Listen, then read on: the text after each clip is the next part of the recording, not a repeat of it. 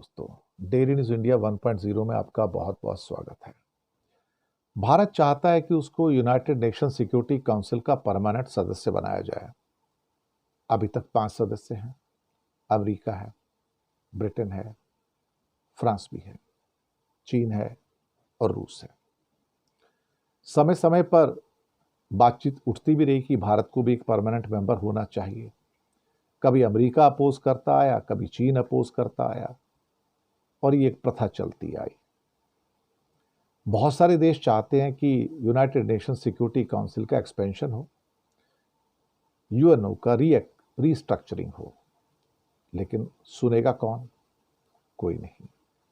और अब जबकि अगले और 3.25 साल तक ट्रंप साहब अमेरिका में बैठे हैं, तो अमेरिका तो कतई नहीं चाहेगा कि भारत को यूएनएससी की मेंबरशिप मिले, परमानेंट हो ही नहीं सकता। और चाइना पहले से नहीं चाहता है। भारत इकट्ठा कर रहा है जर्मनी को, जापान को, ब्राजील को और साउथ अफ्रीका को कि इनको करके एक्सपेंड करके 10 देश दे दिए जाएं। लेकिन 10 देश दोगे फिर 5 देश निकल के आ जाएंगे, हमें भी दे दो भैया वीटो पावर। दरअसल चीजें कुछ इस किस्म की हैं जहां पर बात बनती हुई नजर आती नहीं और बोलने से कुछ होता नहीं साहब। भारत परमानेंट मेंबर तो बनना चाहता है, लेकिन सपोर्ट किसकी है यहां पर? सपोर्ट तो किसी की भी नहीं है। अगर मैं सच कहूं तो अंदर से तो ना रशिया चाहता है, न फ्रांस चाहता है, न ब्रिटेन चाहता है कि भारत मेंबर बने। उसका एक बहुत बड़ा कारण है कि अभी इन 5 की दादागिरी चल रही है और वो नहीं चाहते कि एक छठा दादा यहां आकर बैठ जाए। और वैसे भी मोदी सरकार और उनके विदेश मंत्री ने जिस ढंग के कई बार वक्तव्य दिए हैं अंतर्राष्ट्रीय क्षेत्र में, तो वहां पर यह जताने की कोशिश की जाती है कि मैं भी बिग डैडी हूं। मोदी और उसके मंत्रियों ने दुनिया को जताने की कोशिश है कि India is a big daddy now, you cannot ignore me. लेकिन अभी हमारे पास इतनी ताकत नहीं है ना। हम तो बिना मतलब इस किस्म की वाहियात बातें करते कि हम विश्व गुरु हैं। विश्व गुरु वो होता है जो दूसरों के ऊपर सैंक्शन लगाता है। जो सैंक्शन खाता है ना, वो विश्व गुरु नहीं होता भैया। समझाए कौन इनको? समझाना बड़ा मुश्किल है साहब, बहुत मुश्किल है और बेहद मुश्किल हम कह सकते हैं। खैर, अब जो भी है, लेकिन भारत का यूनाइटेड नेशन सिक्योरिटी काउंसिल का मेंबर बनना मुझे तो हर तरफ से इम्पॉसिबल लग रहा है। अभी नहीं बल्कि निकट भविष्य में भी इम्पॉसिबल है। और ना ही यूनाइटेड नेशन का कोई रीस्ट्रक्चरिंग होगा, ना ही दोबारा उसका कोई नया स्वरूप आएगा। जब ये नया स्वरूप नहीं आएगा तो फिर आप समझ लीजिए कुछ होने वाला नहीं है। और भारत जितनी मर्जी अपना पेश करता रहे या कश्म में रहे कि जापान, जर्मनी ये भी आ जाएंगे, ब्राजील भी आना चाहिए, साउथ अफ्रीका भी आना चाहिए, कोई नहीं आने वाला साहब।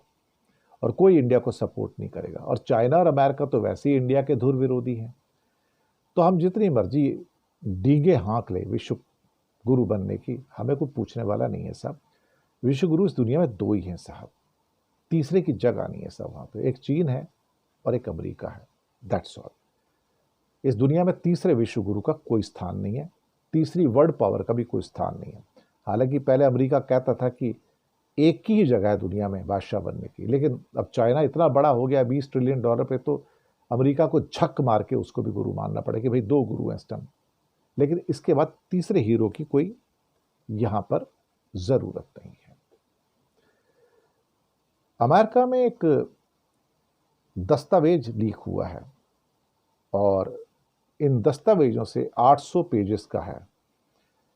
चाइना के ताइवान पर कब्जे की खतरनाक प्लानिंग सामने आई है और इसमें रशिया चाइना की मदद करेगा। इसकी पुष्टि किसने की है? Royal society of British intelligence. उन्होंने ये सारा का सारा तहकीकात किया और उनका कहना है कि चाइना 2027 तक ताइवान पर मिलिट्री हमला करने की पूरी तैयारी में है। ताइवान का जो वायलेशन है वो तो करता ही रहता है।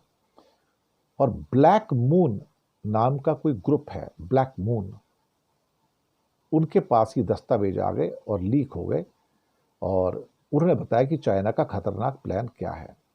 800 पेज का दस्तावेज है ये, 800 पेज का। इसके मुताबिक मॉस्को जो है वो चाइना को, जो पीएलए है, उसको हल्के बख्तरबंद गाड़ियां भी देगा और पैराशूट सिस्टम भी देगा, और चाइनीज आर्मी को खास तरह से रशिया ने ट्रेन करने का भी वादा किया है। और ताइवान से लेके फिलीपाइंस तक चाइना का ये जो सारा प्लानिंग है ये बताया गया है।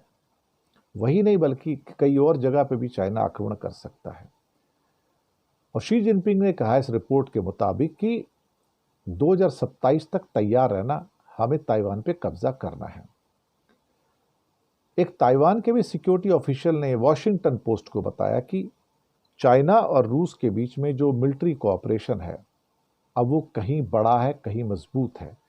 चाइना ताइवान को अपना हिस्सा मानता है और अमेरिका ताइवान को सपोर्ट करता है। अब रशिया के साथ जो यूक्रेन की वॉर है उसमें चाइना जो है उसकी मदद कर रहा है, ये सबको पता है। लेकिन आप कुछ कर पाते हो क्या? आप कुछ नहीं कर पाते। वो सारी की सारी यहाँ पर दिक्कत है। दूसरी ओर भारत में एक आई लव मोहम्मद जो एक पूरा का पूरा चीज़ें वायरल हो रही हैं, एक स्लोगन जो वायरल हो रहा है, वो सरकार को परेशान कर रहा है। हालांकि कल भी मैंने खबर दी थी कि भारतीय जनता पार्टी ने इंस्ट्रक्शन दिया है कि भैया इसके ऊपर अब कमेंट करना छोड़ दो, अदरवाइज ये चीज़ें और बढ़ जाएंगी। अब बहुत सारे मुस्लिम जो लीडर्स हैं वो कह रहे हैं कि खुदा के साथ मोहब्बत दिखाना गलत नहीं है, प्रॉफिट मोहम्मद के साथ मोहब्बत को दिखाना गलत नहीं है, और अगर ये गुनाह है तो फिर वो हर मुसलमान को ये गुनाह करना चाहिए और कहना चाहिए आई लव मोहम्मद। बिहार में भी गया और पटना की मुख्य सड़कों पर कई जगह ये पोस्टर नजर आने शुरू हो गए हैं। ये मुंबई में भी हैं, यानी कि महाराष्ट्र में, फिर तेलंगाना के अंदर हैदराबाद में, और कई और स्टेट्स में अब ये लगने शुरू हो गए हैं। अब इन पोस्टरों को लेके विवाद हो रहा है सारा का सारा। जो बीजेपी सरकार है उनको लगता है कि आई लव मोहम्मद जो है बेसिकली दूसरे जो धर्म के लोग हैं उनको प्रोवोक किया जा रहा है।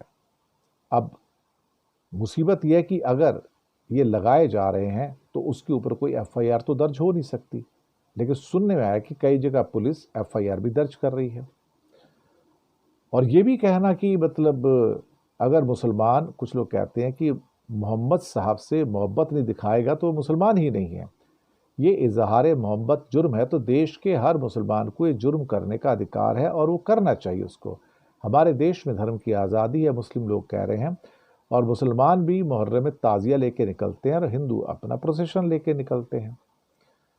तो ये जो चीज़ें हैं वो सामने आ गई हैं। उस चक्कर में मोदी सरकार बड़ी परेशान है कि ये जो नया स्लोगन निकल के आया इसने मोदी सरकार को स्टंप आउट कर दिया, और उन्हें उम्मीद नहीं थी कि कोई ऐसी चीज़ निकल के आएगी जिसके खिलाफ हम कुछ कर ही नहीं पाएंगे, और कुछ करेंगे तो पूरी दुनिया में बदनाम होंगे। ये दिक्कत है। शुक्रिया आपका बहुत बहुत, और आप हमारे चैनल को स्वीकार करके सब्सक्राइब कीजिएगा। हो सके तो छोटी छोटी आर्थिक मदद कर सकते हैं। नीचे हमने आपके लिए यूपीआई नंबर और बैंक अकाउंट नंबर दोनों दिए हैं। किसी एक को चुनकर छोटी सी मदद करेंगे तो अच्छी जर्नलिज्म को बचाने में आप हमारे मददगार भी साबित होंगे। धन्यवाद।